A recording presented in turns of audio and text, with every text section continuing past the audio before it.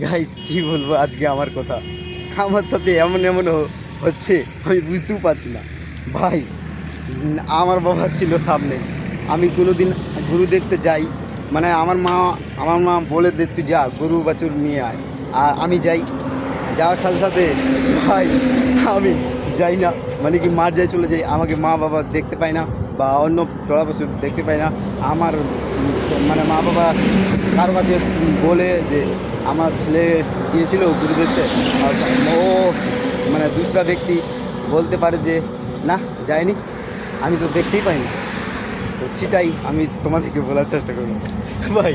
আজকে আমি আমার বাবাকে দেখতে পেয়েছিলাম, মানে এই যে দেখেন কী বলে এটাকে, দক্ষিণ দিকে দক্ষিণ দিকে দক্ষিণ দিক পূর্ব পশ্চিম, তো দক্ষিণ দিকে চলে এসেছি।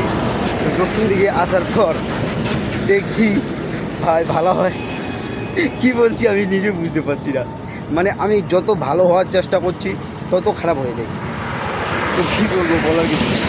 আমার ব্লগে তোমরা যদি এনজয় পেয়ে থাকো তাহলে লাইক করে দিবে, আর আমার ব্লগটা দেখার জন্য চ্যানেলটা সাবস্ক্রাইব করে দিবে, যাতে তোমার আমি ভিডিও আপলোড করার সাথে সাথে তোমাদের কাছে পৌঁছে যায়।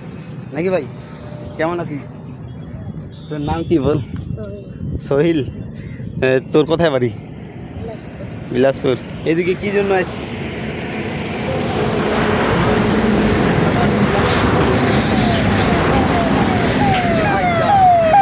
আজকে আমি এদিকে ঘুরতে এসেছিলাম, তো বিলাসপুর ছেলেটা মানে কি ঘুরে আনতে এসছে, তো দেখতে পাচ্ছি সেই ভাই আমার সাথে কথা বলছে, আমাকে ভালো লাগছে।